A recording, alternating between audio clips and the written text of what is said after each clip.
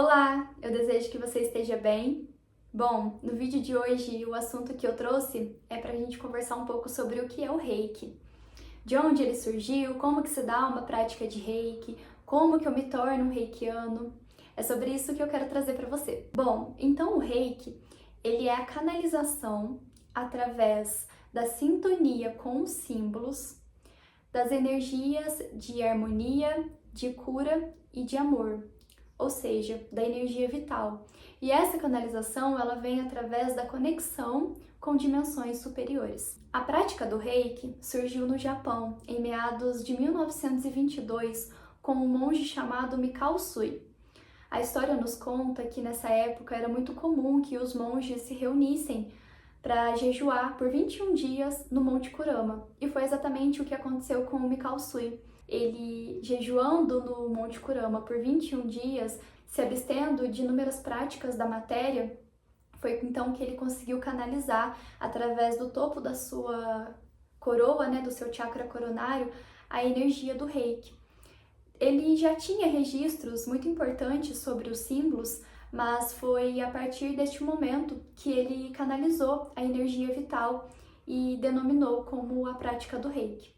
Então, através desse conhecimento, Mikao Usui pôde ensinar para outras pessoas, bem como ajudar os que estavam mais necessitados. Inclusive, foi de muita ajuda a prática do Reiki para as pessoas que estavam sofrendo de um terremoto que houve em Kanto, no Japão. Então, como mencionado, Mikao Usui pôde transmitir o seu conhecimento sobre a prática do Reiki. E um dos nomes muito importantes que nós temos na história dos Chihans, que são os mestres de Reiki no Japão, é Shujiro Hayashi. O Hayashi foi um médico que aprendeu diretamente a prática do Reiki com o Mikao Usui para que ele pudesse ajudar os seus pacientes. E além disso, ele também fundou um centro de pesquisa no Japão para que pudesse compreender mais sobre a prática do Reiki.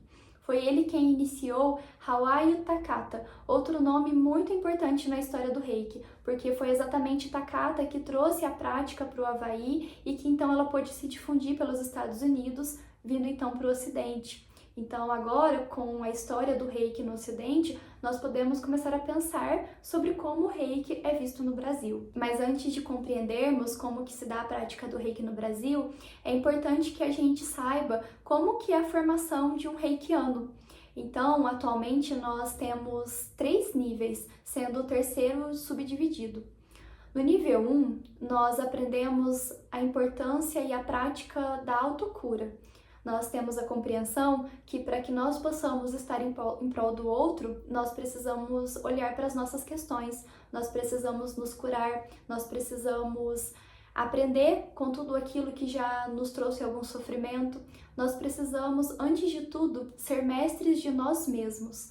Por mais que a gente reconheça que a gente fale, porque somos seres humanos, a maestria é a gente poder aprender com os nossos erros para que eles não se repitam novamente. Então, no nível 1, nós aprendemos que mais importante que qualquer coisa é a gente poder se olhar, para que a gente possa buscar a nossa própria evolução e então estar em prol do outro, daquele que chegar até nós. Durante o nível 1, nós precisamos praticar o jejum de 21 dias, porque é exatamente durante esta prática de 21 dias que nós olhamos para nossas questões, que nós conseguimos meditar sobre os nossos erros, sobre os nossos acertos, inclusive cuidar de nós mesmos.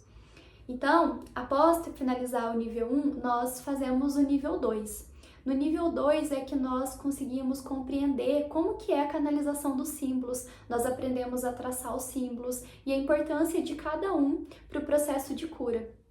Ou seja, quando eu mencionei o que é o Reiki, como que é a prática do Reiki, eu trouxe que a prática do Reiki ela se dá através da conexão com os símbolos para conseguirmos canalizar a energia vital.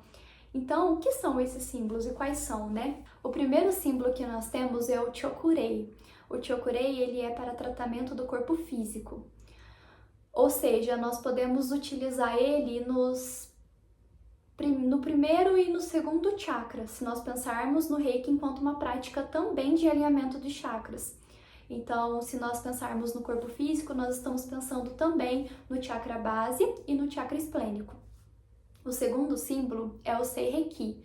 O Sei-Reiki é o símbolo de cura emocional. Nós também podemos, então, pensar na aplicação do símbolo Sei-Reiki para o chakra do plexo solar e para o chakra cardíaco. O terceiro símbolo é o Honshaze Shonen, que é para tratamento mental. Então, nós podemos também trabalhar ele no chakra laríngeo e no chakra frontal. E o último símbolo, que é aprendido no nível 3, que é o Daikomyo, nós chamamos ele de símbolo mestre, porque ele engloba todos os outros 3 símbolos. E além disso, ele é a conexão com dimensões superiores à nossa, ou seja, ele é para tratamento espiritual e está diretamente conectado com o nosso chakra da coroa. Voltando então no nível 2, é exatamente nele que nós aprendemos a traçar os símbolos, a importância deles e a correlação deles com cada aspecto do corpo humano. Além disso, já tendo aprendido sobre os símbolos, nós podemos também começar a enviar o Reiki à distância para as pessoas.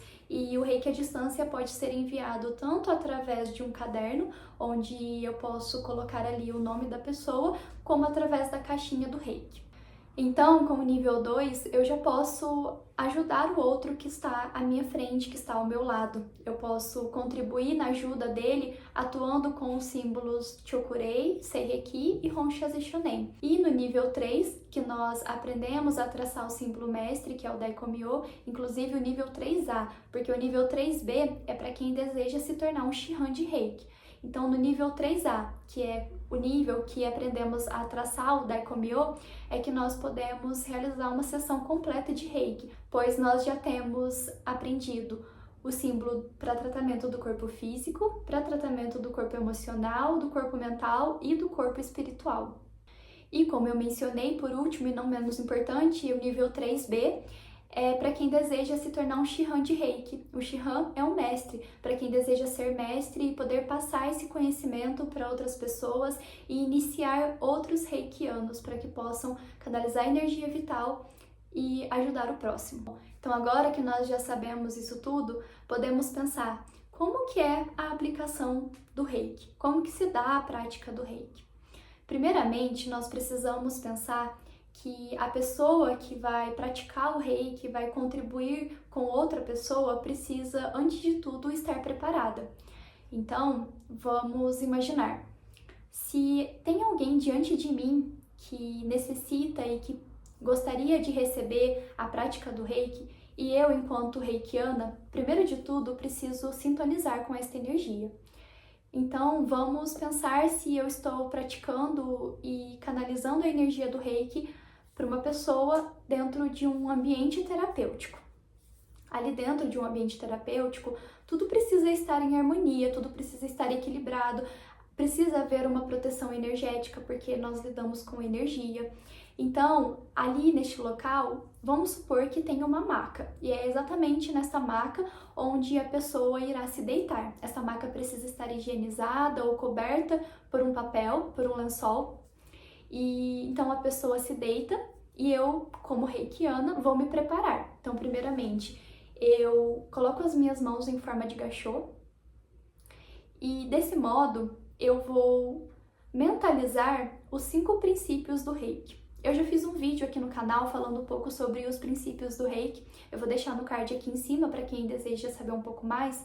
Mas os princípios do Reiki, que é o Gokai, nós aprendemos as seguintes frases. Somente por hoje sou calma, não me zango. Somente por hoje sou confiante, não me preocupo. Somente por hoje sou grata, não reclamo. Somente por hoje trabalho arduamente pela minha evolução. E somente por hoje eu sou gentil com todas as formas de vida. Após a mentalização desses princípios, eu então canalizo a energia vital e volto em forma de gachô. Desse modo, a pessoa que está diante de mim já pode começar a sentir a canalização dessa energia. Eu posso simplesmente também fazer uma prece, mentalizar que eu consiga canalizar as energias de harmonia, de paz, de cura, de amor, boas energias para que essa pessoa possa se encontrar envolta de luz e de pensamentos bons para que somente neste momento ela se sinta distante de tudo que lhe aflige. Bom, então após a realização dessas técnicas, eu começo a traçar os símbolos. Então, primeiramente, né, como eu já tenho todos os 3 níveis, eu começo a tração do Daikomyo, que é para tratamento espiritual. Depois eu venho tração do Chokurei, que é para tratamento físico, o Seireki para tratamento emocional e o Honshaze Shonen para tratamento mental. Depois que eu traço todos esses símbolos, eu venho com as posições das mãos em algumas partes específicas do corpo.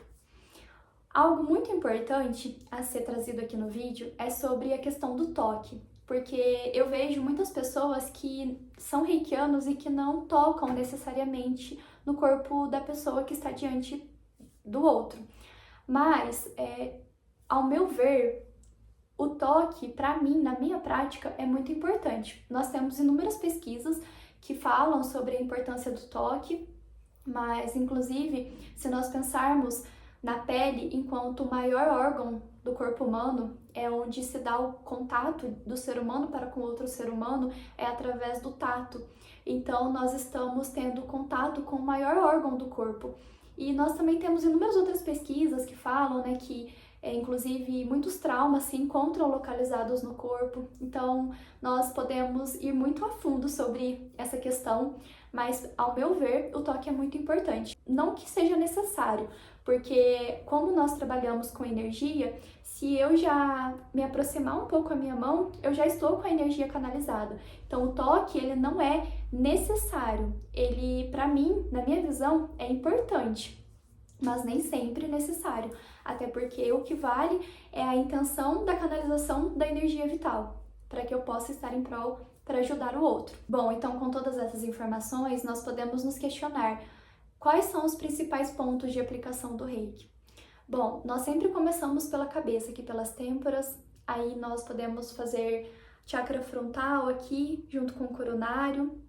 Essa questão também de colocar a mão no topo da cabeça é muito relativa, né? Alguns terapeutas colocam, outros não, porque tem algumas religiões que não permitem, então nós sempre respeitamos a todos, todas as diferenças. Nós também fazemos a aplicação no chakra laríngeo. E algo muito importante é nós pensarmos sobre as partes íntimas do corpo.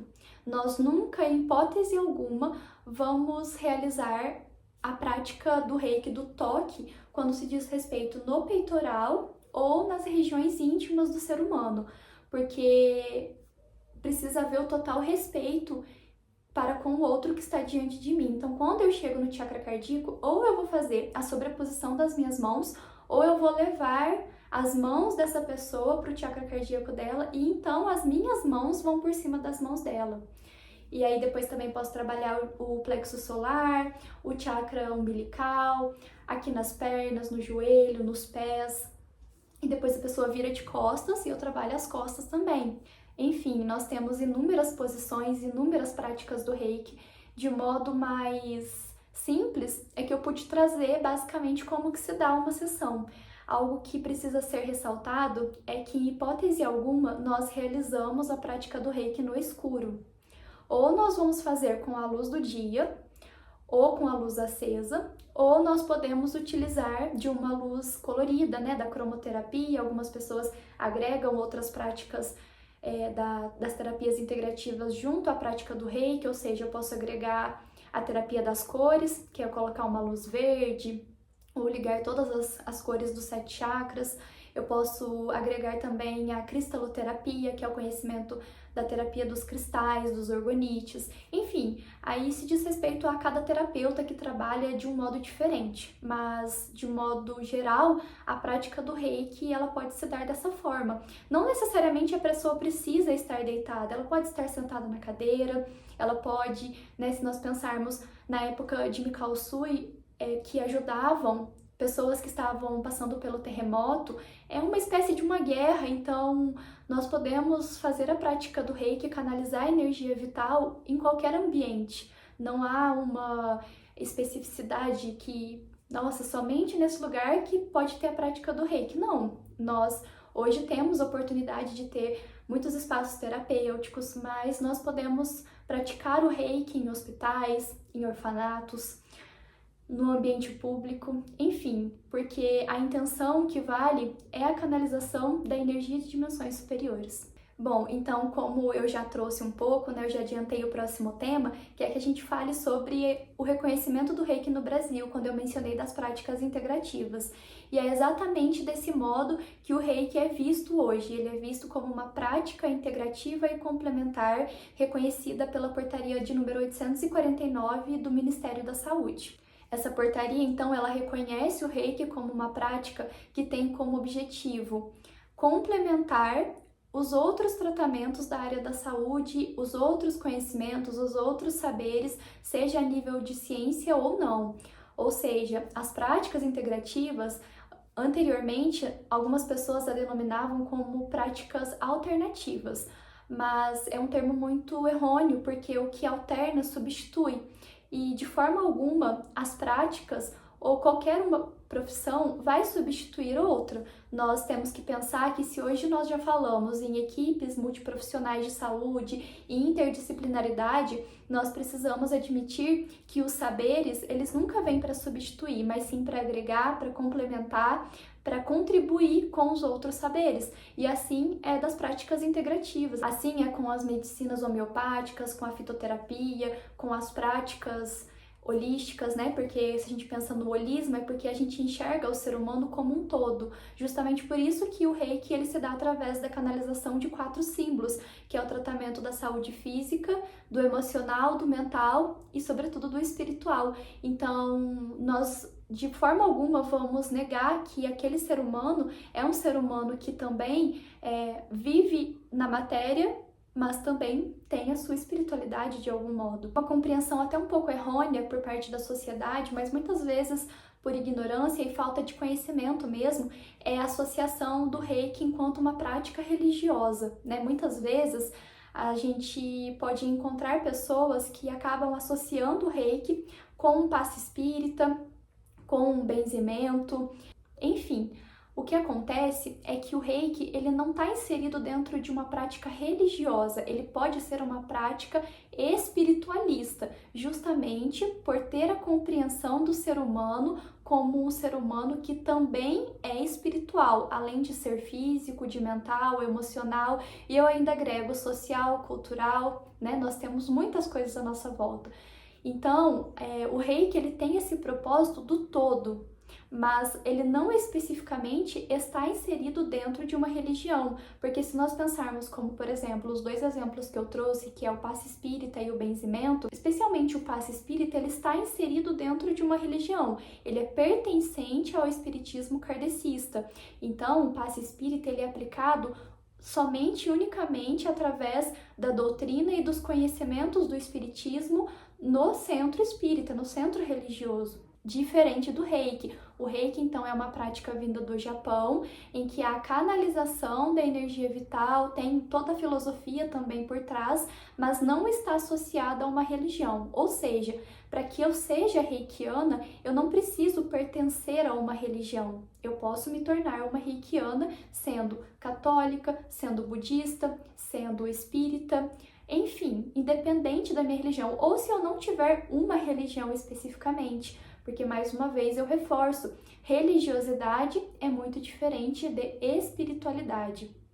Então, a compreensão que nós precisamos ter é que o reconhecimento hoje do Ministério da Saúde é do Reiki enquanto uma prática integrativa. Mas eu gostaria até mesmo de trazer um adendo nesta questão, porque recentemente eu estive pesquisando um pouco sobre a definição do Ministério da Saúde sobre a prática do Reiki e nós não temos, pelo menos na definição que eu achei no site, nós não temos algo específico que o define como algo que também é de cuidado espiritual. E isso é um erro, porque nós prezamos sim pelo cuidado espiritual, inclusive se nós pensamos sobre a questão do equilíbrio dos chakras, quando nós pensamos no chakra frontal, inclusive no chakra coronário, nós estamos pensando em uma pessoa que está diante de mim, que também tem a sua conexão com o seu eu maior, com algo que seja maior que aquela pessoa, com um todo, né? Porque, mais uma vez, O espiritual é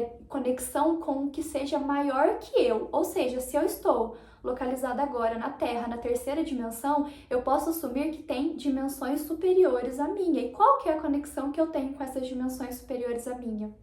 Isso se dá através da minha espiritualidade. Então isso vai depender se eu tenho uma religião, se eu sigo um preceito, um ritual, um dogma, se eu vou até um templo ou não, ou se eu pratico isso na minha meditação, no meu processo interior, né? Porque existem várias formas de praticar a espiritualidade. Então, voltando no Reiki, enquanto uma prática integrativa, o Ministério da Saúde nos traz que a população brasileira poderia ter acesso à prática do Reiki nos 3 níveis de atenção à saúde.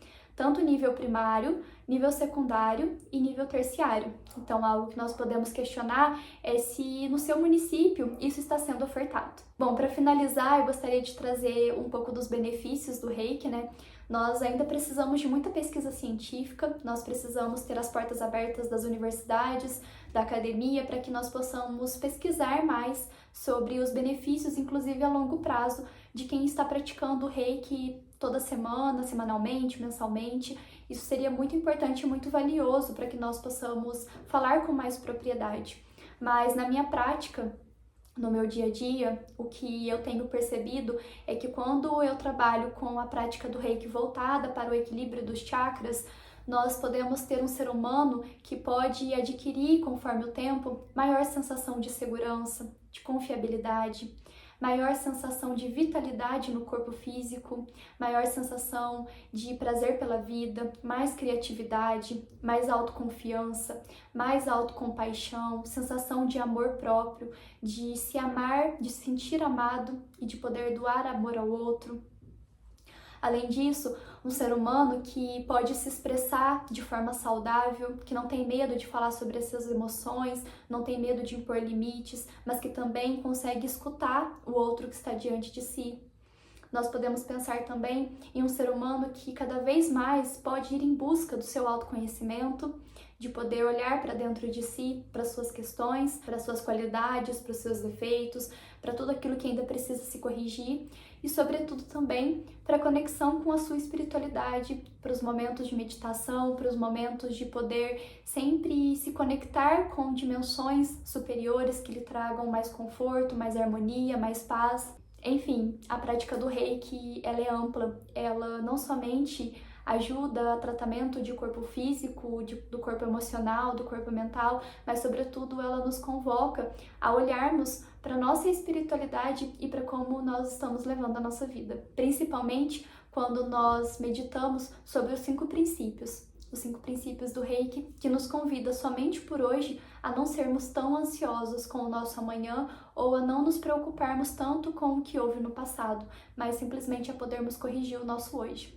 Bom, de algum modo eu espero que o meu vídeo tenha sido útil para você e para que de algum modo você pudesse compreender mais um pouco sobre a prática do Reiki e até mesmo tirar alguns mitos do que você já ouviu sobre essa prática e dessa forma poder compartilhar este vídeo com outras pessoas para que a gente possa difundir cada vez mais conhecimento e informação para quem não conhece sobre essas práticas, que inclusive é direito de toda a população brasileira. Até mais, um abraço!